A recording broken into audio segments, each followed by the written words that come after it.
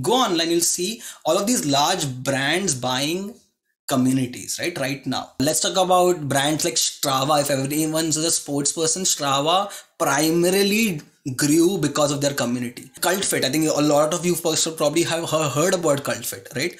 Cult Fit's NPSs used to be about 80. That's as much as a religion, by the way. So even religions have their own NPS, and that's as high as a religion. And that's because how strongly, this is the early set, okay? This is the early set of cult folks. And that's how strong the community bonding was. Welcome to the first ever edition of this new format at Community Hood. We're calling it the Townhall series. Our guest today is Udayan. So guys, Udayan is the co-founder of GrowthX. GrowthX is a community-led learning platform for top 1% leaders, and which is currently focused on founders, products, and growth functions. The GrowthX community can be described as a very, very tight-knit, product focused and growth focused, community, which has very high signal and very low noise. And these guys recently hosted their flagship demo event, which is what caught my eye as well, because like I am getting very proud about 100 concurrent attendees right now, but these guys managed to have 1,000 plus concurrent attendees for 3 hours and without any drop-offs. So hats off to Udayan on that. And these guys were not like like generally B2C people where you could get a lot of generalists joining these sessions. These were like top professionals, product managers. So really hard to do that, and speaks very, very highly of the value that Udayan and GrowthX is adding to the members. And previously, Udayan has been part of growth team at Razorpay, where he actually literally built the team that drives product-led growth across all business functions at Razorpay. And he's also had a decade of experience in various product and growth functions across startups, again, very diverse kind of startups ranging from Series A to Series E. So welcome, Udayan. It's a pleasure having you, and great seeing you today. Hey, thank you so much for that long and slightly embarrassing. I'm a little blushed out about that introduction. I did not think that's gonna, we've come such a long way. I hope I can add some value to the people who have come here for an hour, and hopefully we have some interesting conversations. So let's do this. So Udayan, I want to know what's your definition of community. Today, everyone has their own version of what is a community. What are the jobs to be done by a community? Cool. So I think, people often confuse two things, at least, is, in my opinion, audience and community, right? You might have an audience, right? But do you really have a community? And what's the key difference? Right. In my mind, the key difference is that, obviously, right, you have like-minded people coming together for a singular goal, right? And whatever that job to be done is, and I'll give you examples of job to be done as well. But that is the key distinction. Another key distinction is, in an audience is usually one-to-many conversation, where it's one person talking to everyone all the very time. Whereas in a community, the key difference being there's many-to-many conversations, right? Content generated is not one-to-many again, it's many-to-many. Right? And this is one of the key distinctions on how I describe as community, as like-minded people coming together for a singular goal, but they are participating. That is the key difference here. Now, when it comes to jobs to be done, a lot of people think community is a way to, it's like, okay, I'm going to take, I'm going to get these people together and I'm going to take value, extract value from them. I'm going to extract all of this, right? Which is not entirely, if you try to do that, all the best. You will have some fun doing that, but it's not the best way to do it. When you're kind of making your community, it's very important to understand the job to be done. Now, if anyone's heard about the job to be done framework, right, you'll understand that a lot of times we think our product does, like, people are coming to my community for a particular job, but the end job to be done is very different. A quick example, if anyone wants to learn about job to be done, just like go and Google on the milkshake story, right? Short and sweet story.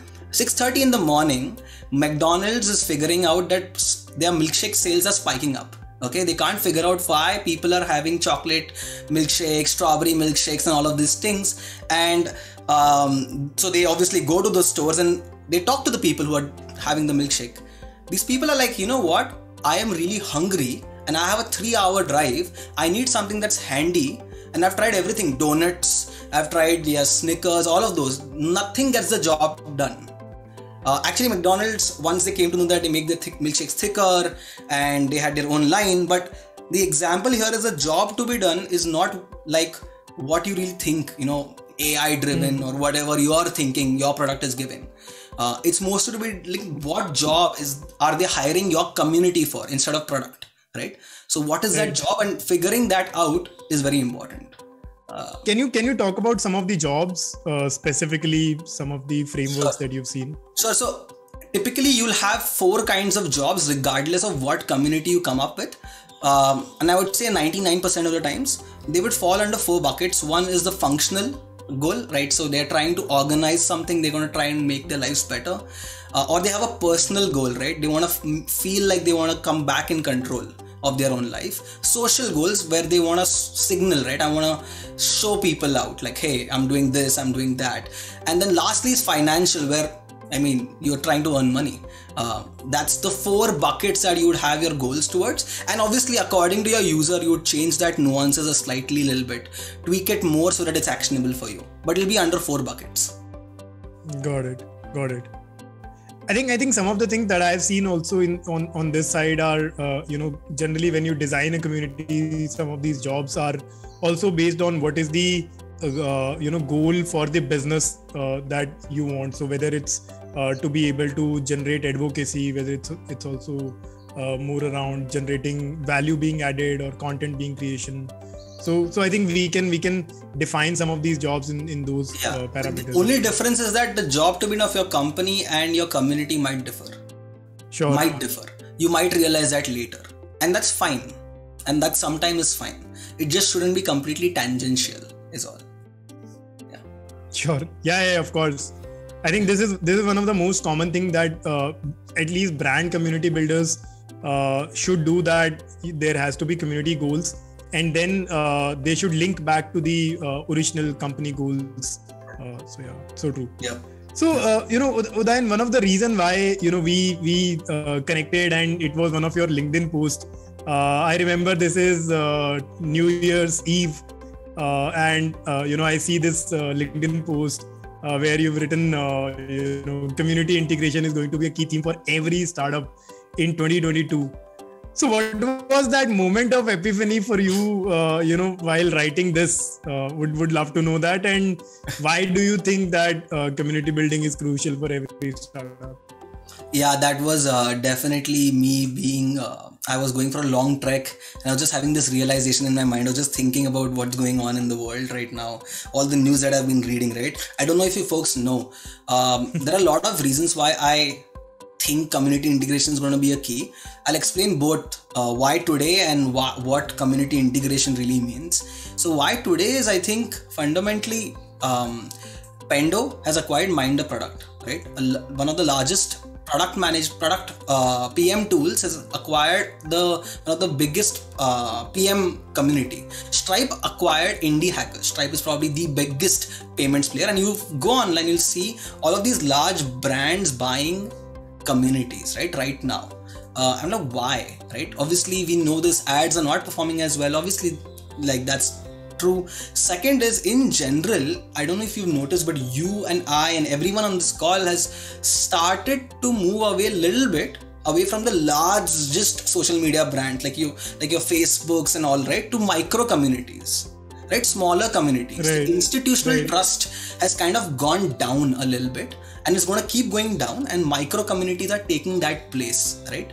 And third is, one of the biggest things that you can ever do for a company is, if you can build trust and brand affinity, which is the hardest thing to do, that's like, if you've done that, it's the key, and community enables you to do that, right? And that's why I think why now, just because pandemic has accelerated this entire decentralization.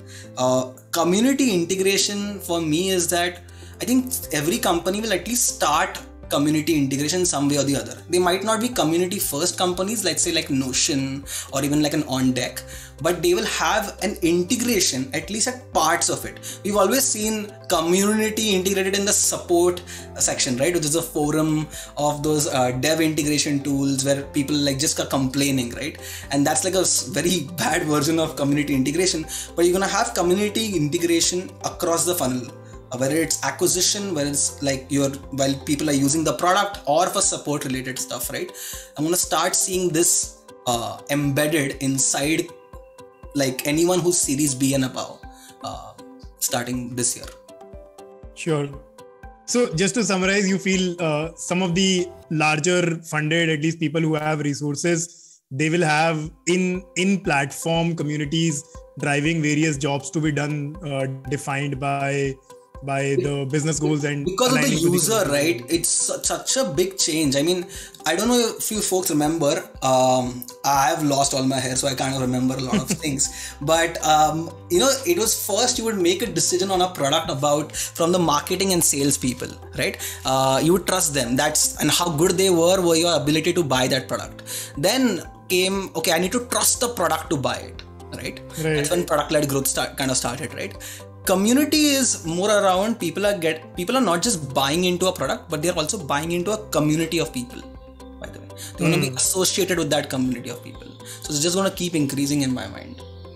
Awesome. Udayan, I want to know what's been the origin story for GrowthX, and you've been very, very vocal about community being a very strong hold and very, very strong factor in whatever GrowthX is today. Would love to know that journey, how that happened. The idea is that I think only about 10 or 15% of events typically add any value to you. And when I was in Bangalore and Abhishek, my co-founder, we were actually coming, and I'm basically from Pune, and that's where me and Abhishek met, by the way. And when we came to Bangalore, our idea is that, we want to grow, we want to network and learn, right? And not just meet someone and engage with them superficially. I don't want to unless I am really connecting with that person, or I'm solving a problem with them, which is intellectually connecting with them. I'm not going to be connected per se, right? Now, what simply happened is we went to these networking events and it was absolutely shit. It was the worst things that we ever did. We went to all of the events and we said, we want to start something of our own, right? But who's going to trust two random dudes who came to Bangalore from Pune, right? In that interim, we were obviously doing our own community small events of five people. We started creating our own videos around product and growth to build trust in the community. Now, once we had that trust, we said that we want to build a learning community. It was very clear. I don't want to have a community of 20,000 people and 10 reactions. I don't want to have that community. I want to have a community of 6 people whose birthdays I can go to, right? Or who I can connect so strongly. So we did this Harvard style business case study, 6 people coming together on a Sunday and brainstorming on their own problems. That community grew. That community asked us for more format, more structured learning. That's when we did master classes. This word got out to VCs. So your biggest VCs, your Axels, your Blooms, they said that, hey, why don't you do this for our leadership teams? And slowly, steadily, the community was asking more and more, and the pandemic hit, and Abhishek and I were thinking of doing something long base, and that's when GrowthX, the boot camp per se, started. It was completely organic. In hindsight, I might sound like a genius, but I had no idea what we were doing. We were just trying to chase that, how can I get better in this 1 week? That's the only thing that we were chasing. And that's what led to it. I think community has a very, very interesting role in in this whole story, and community being the center about it. Mm-hmm. Can you also and this is my last question around importance of communities. I just want to sort of have more stories. If you can share maybe 1 or 2 more examples where community has been really, really core for significant growth of any venture.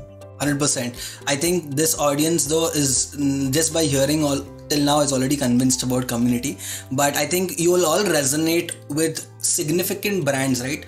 Let's talk about brands like Strava. If everyone's a sports person, Strava primarily grew because of their community. They basically, Strava helps you track your runs, cycling events and stuff like that. Notion was completely a product, then community led growth product, right?